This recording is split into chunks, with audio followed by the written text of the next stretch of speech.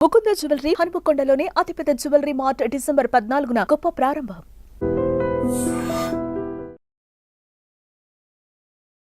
సాధారణంగా ఒక వ్యక్తిని టార్గెట్ చేశారనుకుంటా, కొట్టాలని ముందు రెక్కి వేస్తారు కదా.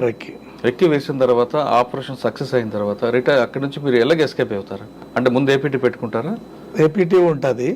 అంటే ఇక్కడ ఎవరైతే కమాండింగ్ చేస్తాడో కమాండింగ్ పర్సన్ కమాండర్ తోటి ఏపీటీ ఉంటుంది, ఆర్వీ ఉంటుంది. నెక్స్ట్ ఏపీటీ రోజు రాలేదు, ఈరోజు మధ్యాహ్నం వరకు 12 గంటలు, సాయంత్రం 5 గంటలు అక్కడ కూడా రాలేదు అనేటువంటిది అనుకుంటే ప్లేస్ మార్చేసి ఆర్వీ పెట్టుకుంటాం. ఆ విధంగా వెళ్ళిన దాంట్లో ఎక్కడైనా ఇబ్బంది దొరికాయా? జరిగింది. నాకు జరిగింది ఏంటంటే ఆలేరులో ఉన్నా నేను. తెలంగాణ మూమెంట్ అప్పుడే స్టార్ట్ అయింది. రాచకొండ దళం నుంచి గ్రనేడ్స్ తీసుకొస్తున్నా నేను. తీసుకొస్తున్నా ట్రాక్టర్లో గ్రానైట్స్. అదే ఫస్ట్ నుంచి వచ్చేటప్పుడు మీకు అన్నీ చెప్తా. అదే ఫస్ట్ టైంలో మాకు తెలంగాణ పోస్టర్ ఆవిష్కరణ పార్టీ ద్వారా రిలీజ్ అయింది. పోస్టర్లు గ్రానైట్స్ 2 ఉన్నాయి. నేను దేవలమ్మ నగరం నుంచి తీసుకున్నా. మహేందర్ అని ఉండే కమాండర్ రాచకొండ, చనిపోయిండు తను. ఆయన కమాండర్ అక్కడ. నేను ఆలేరు దళంలో ఉన్నా. 2 దళాలు కలిసినప్పుడు నన్ను మా కమాండర్ ఉండి ఇట్లా అవి తీసుకురావాలప్పు, ట్రాక్టర్ వస్తుంది ఒకటి, అది మన వాళ్ళు ట్రాక్టర్లో లోడ్ ఏం లోడ్ ఉంది అనేటువంటిది నాకేం చెప్పలేదు. వెపన్స్ ఉంటాయి, గ్రానైట్స్ ఉంటుండొచ్చు. గ్రానైట్స్ అనుకున్నాను నేను, జెల్టీన్ అనుకున్నా ముందు, బ్లాస్టింగ్ సంబంధించినటువంటిది కావచ్చు అనుకున్నా. అవి మేము ఏంటంటే పాలకుర్తి వరంగల్కు పంపించాలి, పాలకుర్తి దళంకు పంపించాలి మేము. తర్వాత తెలిసింది నాకు. లోడ్ చేసుకున్న చౌటుపల్లి దాటిన, చౌటుపల్లి నుంచి మధ్యలోకి వెళ్ళి వస్తున్నటువంటి క్రమంలో చౌటుపల్లి దాటిన తర్వాత ఇటు వస్తుంటే ఆ ఊరు పెద్దంతూరు దోతిగూడెం ఉంది. ఓకే. పెట్రోలింగ్ బ్యాచ్ ఎదురుపడ్డది ఒకటి. ఆ ఎదురుపడ్డప్పుడు డ్రైవర్కి నేను చెప్పిన, ఏం కాదు నేను చూసుకుంటా పోనీ అని చెప్పేసి, నువ్వు భయపడకు అని అంటే ఒక బ్యాచ్ని దాటేసినావు. మాకంటే ముందు ఒక స్కూటర్ పోయింది, ఆ స్కూటర్ని చెక్ చేస్తుండే. నా బండి ట్రాక్టర్ ఆగింది, మా సెంట్రిక్ కనిపిస్తుంది. ఒక 10 మినిట్స్ అయితే దళం రిసీవ్ చేసుకుంటుంది. ఏం చేయాలి, పోతుంటే జర స్లో చేసుకో అని చెప్పేసి అన్న. స్లో చేసుకో అంటే చేసుకొని బండి ఆపురా అని చెప్పేసి అనేలోపు ఈ డ్రైవర్ దుంకేసిండి. నాకు డ్రైవింగ్ రాదు, వాళ్ళు డౌట్ వస్తుంది. డ్రైవర్ దుంకేసి ఉరికిండి ఆడు. పోలీస్కి డౌట్ వస్తుంది కదా. వచ్చేసింది, వాడు వేగంగా ఉరికొచ్చేస్తుండు. నా దగ్గర పిస్టోల్ ఉండేది, పిస్టోల్ తోటి ఒకటి ఫైర్ చేసిన. నేను తప్పించుకున్నా. అంతా పత్తి చేను, కంది చేను.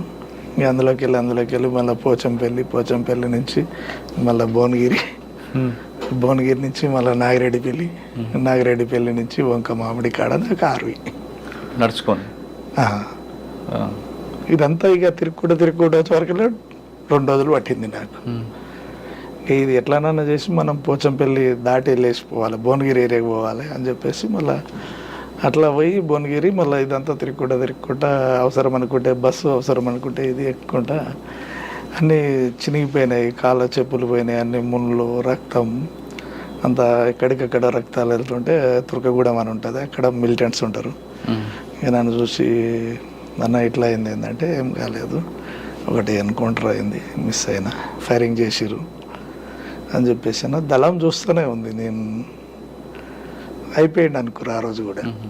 దొరికిండు రాజన్న, దొరికిండు, మన ఏపీటీ ఉన్నది కాబట్టి ఏమవుతుందో అనేటువంటిది అనుకుంటుంటే ఆయన మా కమాండర్ మల్లన్న ఉండి, రాజన్న దొరికినా నువ్వు తల కింద తపస్సు చేసినా ఇంత విషయం రాబట్టలేరు, ఏం కాదు, సెంట్రింగ్ గట్టిగా ఉండండి అని చెప్పేసి సాయంత్రం దాకా ఉండి, ఇక ఎంతసేపు ఆ ట్రాక్టర్ చుట్టే తిరుగుతురు వాళ్ళు. ఇక గ్రానైట్స్ కదా, ఆ ట్రాక్టర్ తీసుకుపోయి చౌటుపల్లి, భువనగిరి ఇదంతా తీసుకుపోయి ఇది ఎక్కడ పోతుంది అని అంటే ఇక ఎక్కడనో దూరం అయిపోతుంది అనేటువంటిది అర్థమైంది వాళ్ళు. అట్లా అది ఒక ఏపీటీ అది మిస్ అయింది. నాకు మళ్ళా దళం దొరకడానికి 4 days పట్టింది.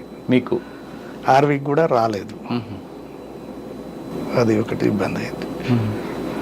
అట్లే ఇంకొకటి ఏంటంటే ఆలేరు దళంలో ఉన్నప్పుడే హోమ్ మినిస్టర్ ఈయన ఉన్నప్పుడు ఎవరు మాధవరెడ్డి గారు ఉన్నప్పుడు చౌటపల్లి దగ్గర తురకగూడెం అనేటువంటిది ఒకటి ఉంటుంది, పకీర్గూడెం. ఆ పకీర్గూడెం దగ్గర దళం ఉన్నాం.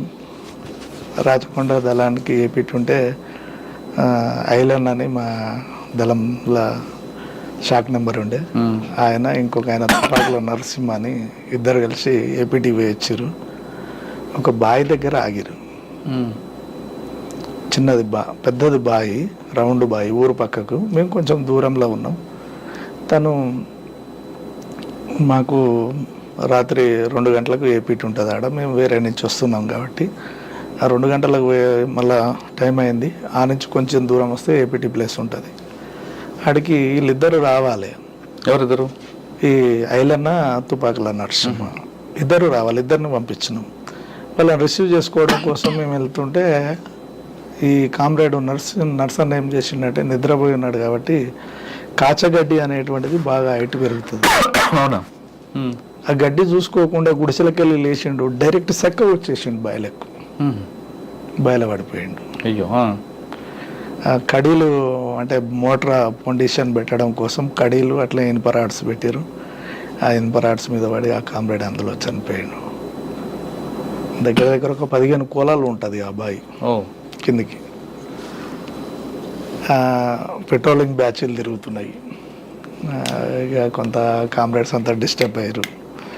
ఆ రోజు మళ్ళీ ఉండి ఇక నువ్వే ఉండాలి ఇక్కడ, ఏం చేస్తావో తెల్లార వరకల్లా బాడీ బయటికి వెళ్ళాలి అని చెప్పేసి ఆర్డర్. 4 మోటార్లు పెట్టించి రైతులను పట్టుకొని ఆ నీళ్లు బయటికి తోడిచ్చి తెల్లార వరకల్లా బాడీని బయటికి తీసినాం. కానీ పోలీసులు తెలీదా? రాలేదు. బాడీ బయటికి తీసి వేరే దగ్గర దాన్ని పెట్టి పత్తి చేనులో కొంత దూరం మోసుకుపోయి వేరే దగ్గర పెట్టి ఆ కుటుంబానికి మళ్ళీ వేరే ద్వారా పంపించడం జరిగింది. అలా మీరు ఎక్కువగా లైక్ చేసి పటేల్ సుధాకర్ రెడ్డి గారు, తర్వాత ఎక్కడిపల్లి వాసుదేవరావు గారు, మల్లన్న, వీళ్ళు ముగ్గురులో మీకు బాగా నచ్చిన వ్యక్తులు ఎవరు? పటేల్ సుధాకర్ రెడ్డి. ఎందుకు అంటే తను ఏదైనా కానీ ముక్కుసూటిగా మాట్లాడతాడు, తప్పుని తప్పుగా చెప్తాడు, మళ్ళీ ఎట్లా సరిదిద్దుకోవాలనేటువంటిది కూడా గైడెన్స్ ఇస్తాడు. ఇది ఇట్లా చేసేది లేకుండే అనేటువంటిది చెప్తాడు. సరే నువ్వు అట్లా చేయాలనుకోవడానికి కారణం ఏందనేటువంటిది కూడా అడుగుతాడు. సక్సెస్ అయిందనుకో, ఇంకా కొంచెం రిస్క్ పడ్డావు దీని మీద, నీ ప్లాన్ కొంచెం రిస్క్ అనిపించింది, ఇట్లా కాకుండా వేరే రకంగా చేసుకుంటే ఇంకా ఈజీగా బయటపడతావు అనేటువంటిది చెప్పేస్తాను. మీరు చాలా కాలం అంతా పనిచేశారు కదా. అవును. ఆయన వ్యక్తిగత జీవితాలు చెప్పారు ఎప్పుడైనా మీకు? నేను అడగను. అంటే ఒక అగ్రవర్ణాలకు చెందిన వ్యక్తి పార్టీలోకి ఎందుకు వచ్చారని ఎప్పుడైనా చెప్పారు ఆయన? నేను విన్నా కానీ నేను అడగలేదు. అచ్చా, ఏమన్నారు మీరు? అంటే ఆ ఊరు నుంచి చాలామంది వచ్చారు. ఆ ఊరు నుంచి వచ్చినటువంటి దాంట్లో పురుషోత్తం ఉన్నట్టుండు, పౌరాకుల పురుషోత్తం ఉన్నాడు. కౌముది భార్య అరణక్క, మెదక్ జిల్లా సెక్రటరీ రాధక్క, ఆమె ఉన్నది. ఇంకొక కామ్రేడ్ కూడా ఉన్నాడు అనేటువంటిది, ఒక 2-3 కామ్రేడ్స్ ఉన్నారు. అందరూ వీళ్ళు ఒకటేసారి వచ్చారు అనేటువంటిది తెలుసు. మీరు ఎప్పుడు అడగలేదు. తన అరెస్ట్ అయిన విధానం చెప్పేది నాకు. బెంగళూరు ఇట్లా తుపాకుల కేసులో అరెస్ట్ అయినాం అనేటువంటిది. అంత ఈజీగా దొరికారు వాళ్ళు? ఆయన ఒక సమాంతర ఇది చేసిండు, ఒక IPS ఆఫీసర్ రేంజ్లో నడిపించిండు. ఆయన బయటికి పోతే పోలీస్ ఆఫీసరే. అచ్చా. ఎస్. అనేక సందర్భాలలో నేను ఆయన తోటి ట్రావెల్ చేసినప్పుడు కూడా సార్ వస్తుండే పక్క జరగని చెప్పేసి పోలీసులనే పక్కకు దుబ్బుకొని వెళ్ళిపోయినాం. స్టూపిడ్ అని అంటాడు గట్టిగా, స్టూపిడ్ ఆగు అని అంటాడు. అట్లా భయంకరంగా, అంటే బిహేవియర్ కూడా బయట అట్లనే ఉండేది. తనను చూస్తే మామూలు జనం చూసినా కానీ ఎవరో పోలీస్ ఆఫీసర్ ఉన్నట్టుండు, ఎట్లా మీరు ఈ ఆఫీసర్ ఏంది నా అని చెప్పేసి అన్నట్టు అట్లా ఉండేది. అలా పోలీసులతోనే తిరిగారు ఆయన.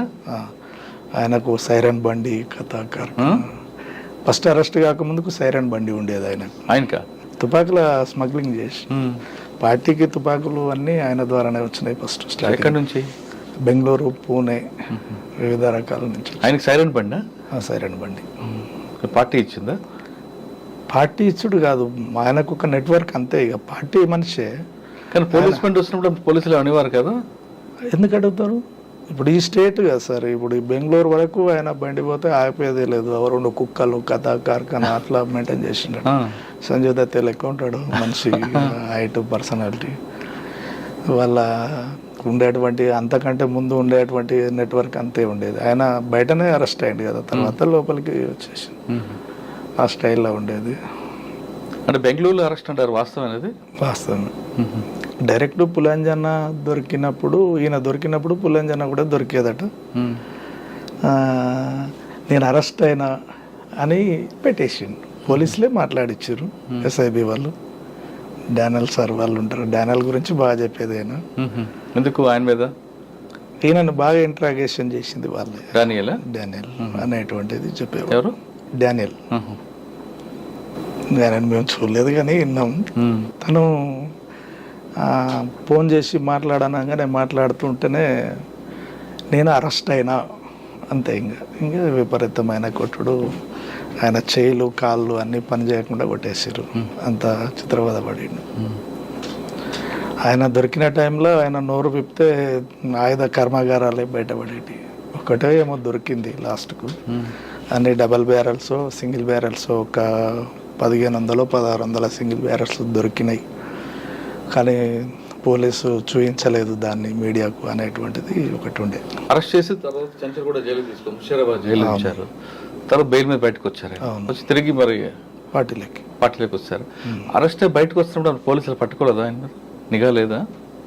జైలు నుంచి బయటకు వచ్చేటప్పుడు అది కొంచెం టెక్నికల్ జాగ్రత్తలు బాగా తీసుకుంటాడు. ఎలా అంటే ఆయన వచ్చినటువంటి వెహికల్ ఎట్లా పోలీసు షిఫ్టింగ్ చేస్తారో సేమ్ పద్ధతి అవలంబించారు. జైలు నుంచి దగ్గర పోలీసులు లేరు అప్పుడు? ఉన్నారు, చేంజింగ్ పెట్టిర్రు. ఇట్లా వచ్చిండు, ఇట్లా బండ్లు ట్రాఫిక్లో బండి చేంజ్ అయ్యి వెళ్ళిపోయింది అంతే. బండి చేంజ్ అయ్యి బయటకు వచ్చేసిండు ఆయన. వచ్చి తిరిగి పార్టీలోకి వచ్చేసి బయట ఎంతకాలం ఉన్నారు ఆయన? 15 రోజులే ఉన్నాడట బయట అంతే. తర్వాత తిరిగి పార్టీలోకి వచ్చేసి